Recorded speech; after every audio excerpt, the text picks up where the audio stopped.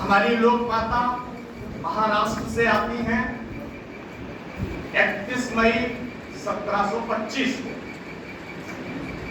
और 13 अगस्त 1795 तक वो माहेश्वर किले में रहती हैं और वहीं ब्रह्मलीन, ये उनका जीवन की अवधि। अब हम देखें कि वो कालखंड क्या है। 1725 से लगा करके जब तक आप किसी कालखंड को नहीं देखते तब तक आप किसी व्यक्ति का वास्तविक मूल्यांकन, उसका असेसमेंट आप नहीं कर सकते।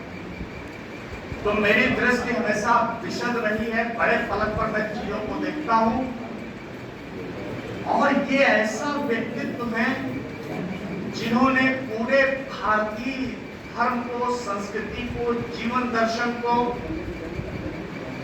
यहाँ हर प्रकार के जागरण को उन्होंने प्रारंभ किया है, उन्होंने इनिशिएटिव्स किया।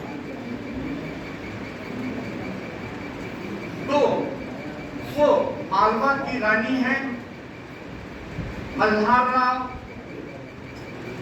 के बाद वो 11 दिसंबर को, जहां तक है 1767 को मालवा स्टेट की रानी बनी और 1767 से लगा करके और 1795 तक वो राज्य, ये उनका कुछ कार्य था।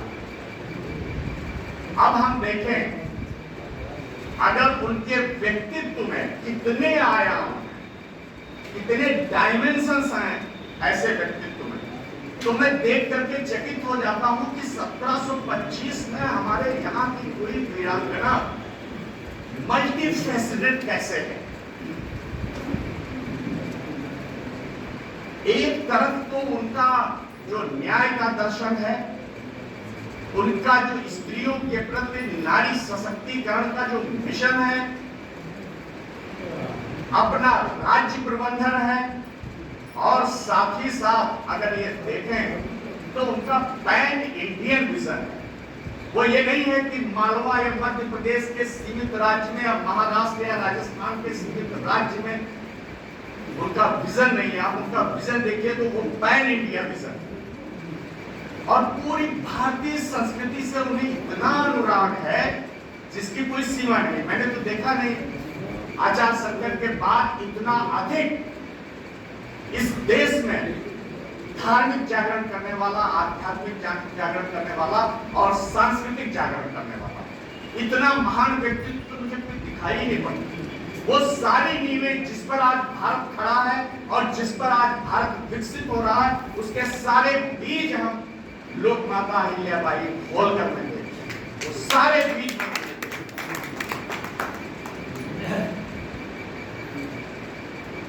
तो उनका एक पैन इंडिया विजन है जिसमें मैं देखता हूं, चाहे वो उत्तर प्रदेश के हमारे तीर्थ हों, चाहे वो उत्तराखंड के तीर्थ हों, चाहे वो गुजरात के तीर्थ हों, चाहे वो तमिलनाडु के तीर्थ हों, आप देखिए जगह जगह जितनी भी आज हम धार्मिक जागृति देखते हैं वो सारी चीजें उन्होंने उसी समय प्रारंभ कर दी थी अपने 1767 से लगा करके और 1795 के बीच।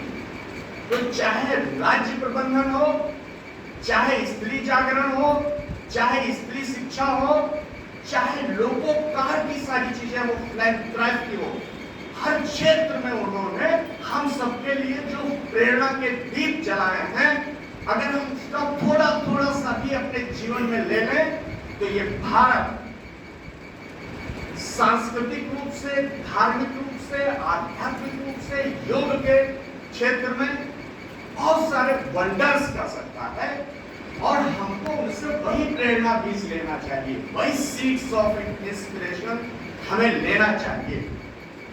और यही आज हमारी जयंती के मनाने की सफलता और सार्थकता